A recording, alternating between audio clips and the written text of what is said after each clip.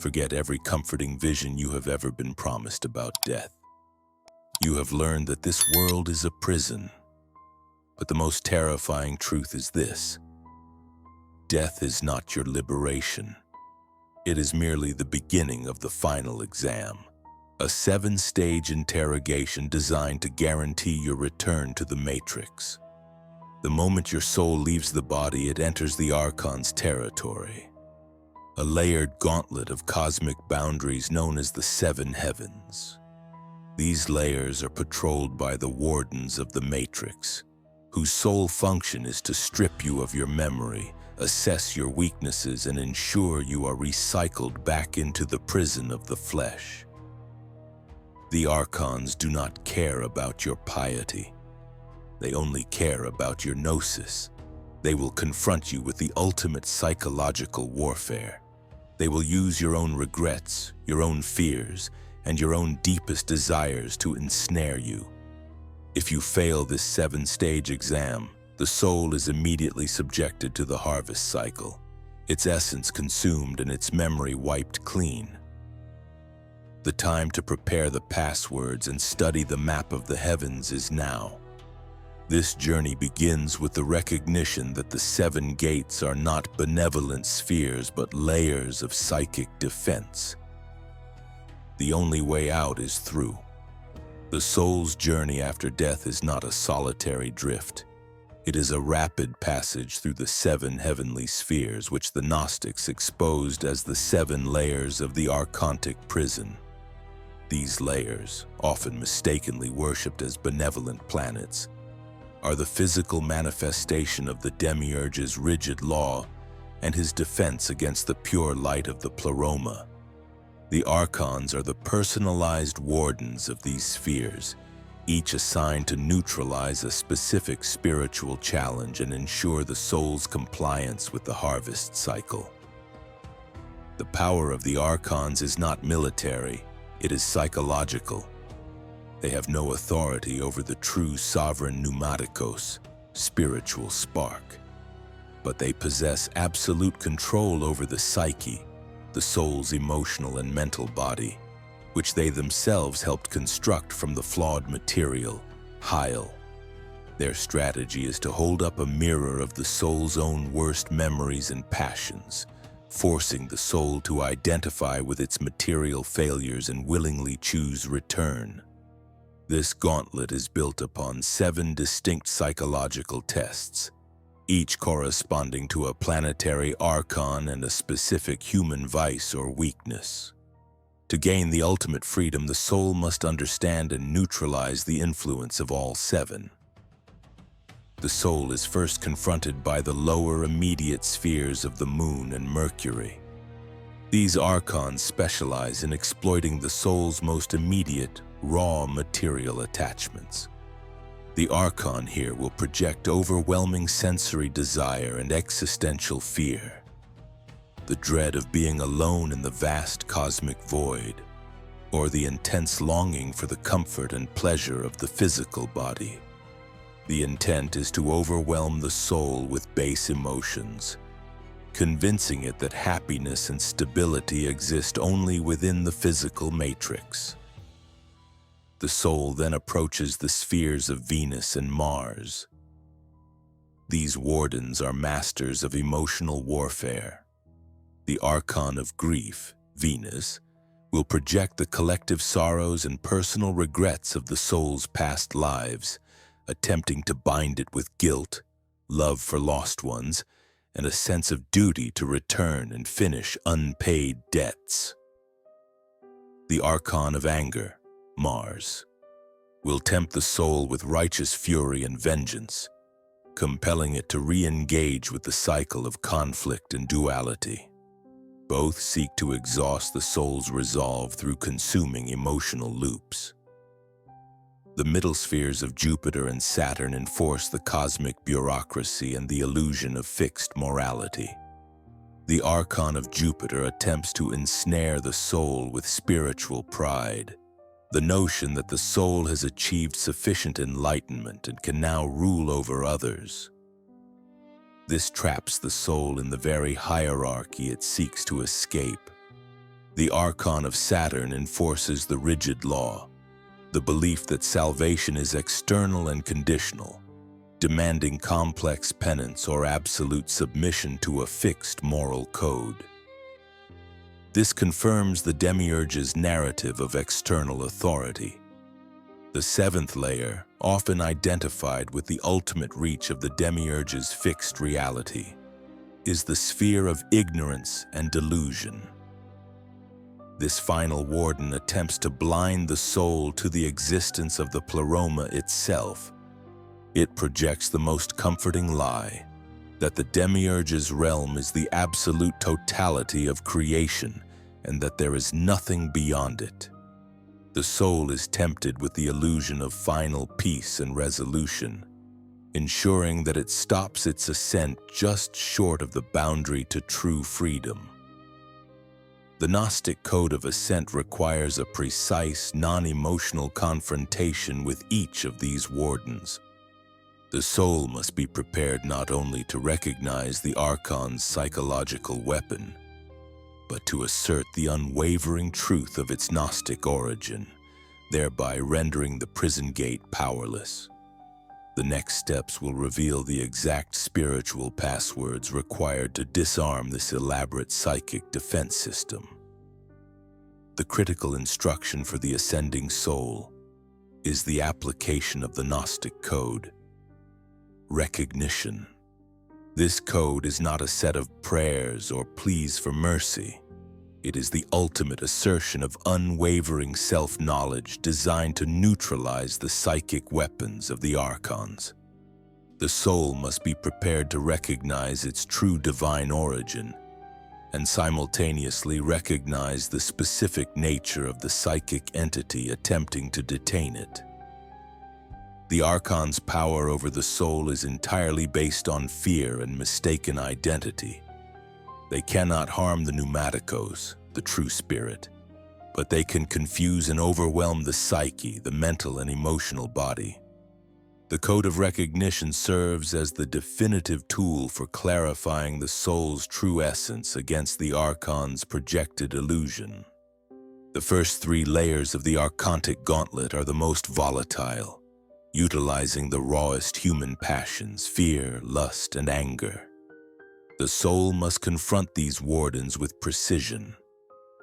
When the soul is intercepted by the Archon of fear and desire, associated with the moon and Mercury, the Archon will project overwhelming sensory memories, the intense longing for material comfort, the pleasure of the physical body, or the paralyzing dread of being utterly alone in the dark void. The soul, if unprepared, will mistake this artificial longing for its true spiritual will and consent to return to the body. The code of recognition demands the soul assert its transcendence over sensation. The soul must declare that it has already processed these passions, and that they belong not to the eternal spark, but to the flawed, temporary hyle, matter, constructed by the Demiurge. The soul must state, "I know you, Archon of illusion. I recognize this desire as a frequency of the matrix. I have transcended the senses you rule." This realization, spoken with absolute conviction, dissolves the Archon's hypnotic grip. The next confrontation occurs with the Archons of grief and anger, associated with Venus and Mars. These wardens aim for the heart and the ego. The Archon of grief projects the overwhelming weight of personal loss, guilt, and the sorrow of lives left unfinished. The Archon of anger exploits the soul's frustration and sense of injustice, tempting it to return for vengeance or correction. The code of recognition demands dissociation from pathos. The soul must recognize that all consuming emotional loops are traps. It must declare, "I know you, Archon of pathos. I recognize this suffering as the chaotic energy that sustains your prison. My essence is derived from the monad's stillness, and I leave the residue of all fear and anger to the realm you govern. By refusing to claim the emotion as its own, the soul strips the Archon of its energetic sustenance and its power to accuse. Crucially, the code is not a lie. It must be spoken with the full conviction of Gnosis.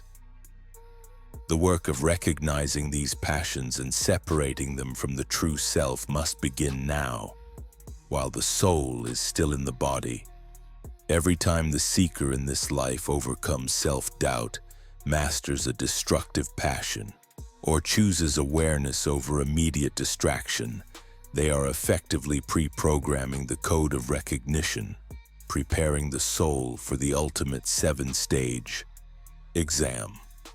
The Archon's accusations are potent only if the soul has not yet achieved internal clarity. The first 3 gates are the most chaotic, relying on the confusion and raw emotional attachment of the soul. The next stages are more subtle, requiring precise intellectual knowledge of the Demiurge's supreme law. Having successfully navigated the psychic warfare of the lower Archons, the ascending soul must confront the more subtle and complex traps of the middle and upper heavens.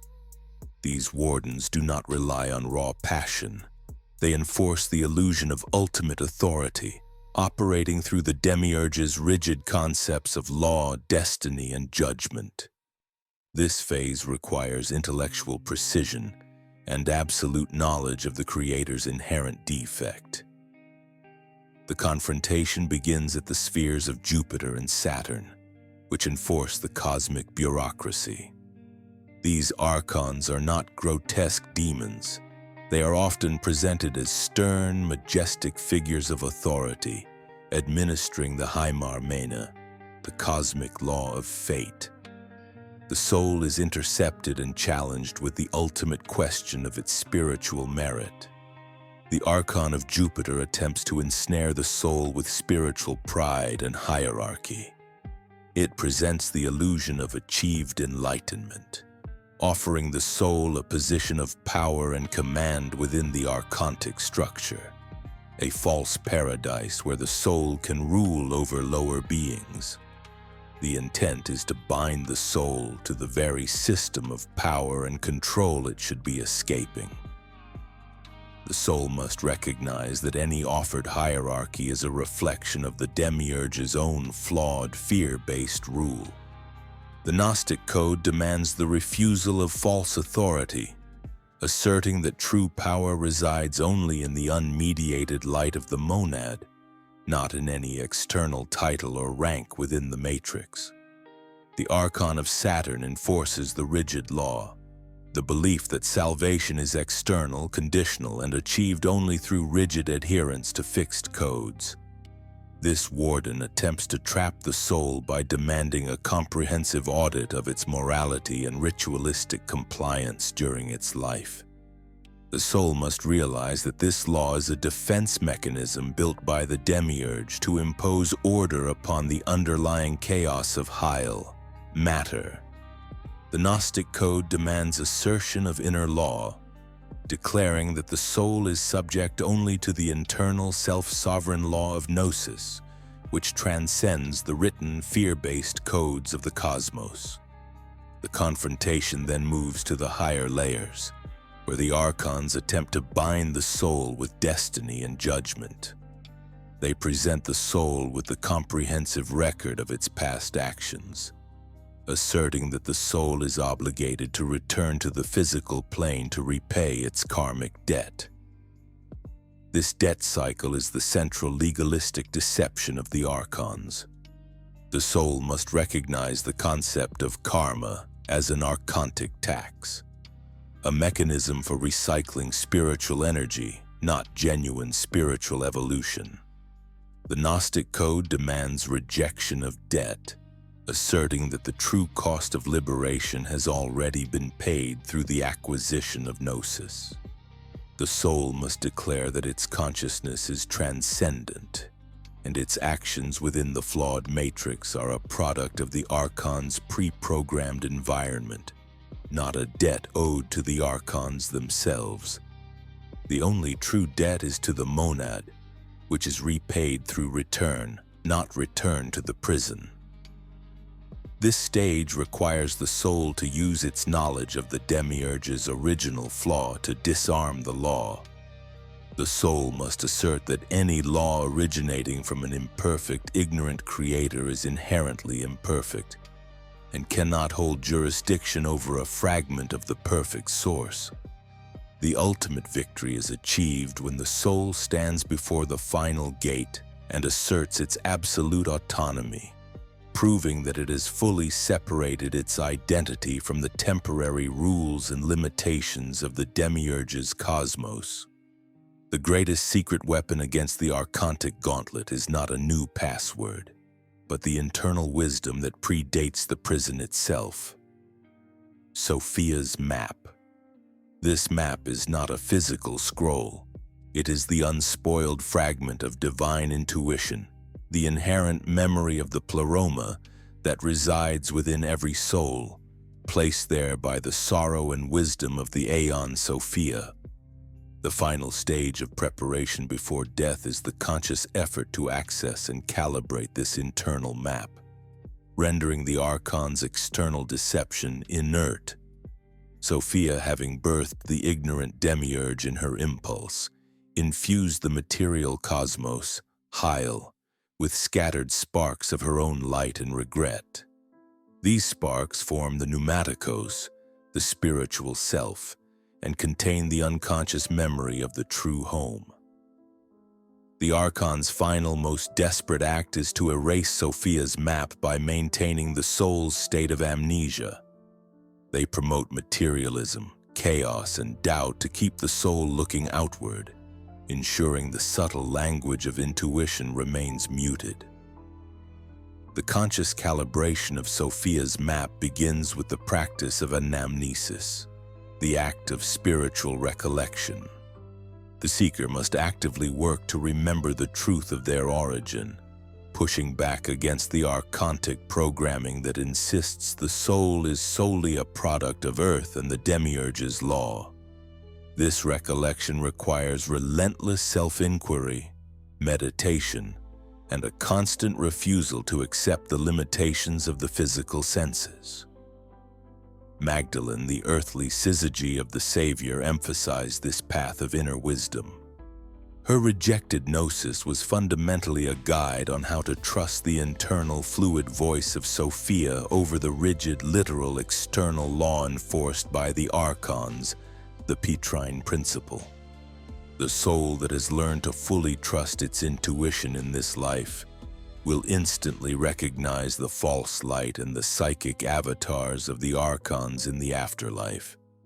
The genuine path to the Pleroma is discerned not through logic, but through the profound, absolute feeling of truth.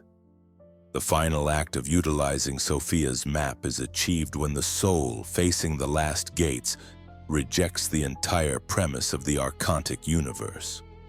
It declares its truth not through an appeal to a higher power, but through the unshakable sovereignty of its own inner knowledge, which is the voice of Sophia herself. The soul asserts, "I know the truth of my creation. I know the flaw of the demiurge.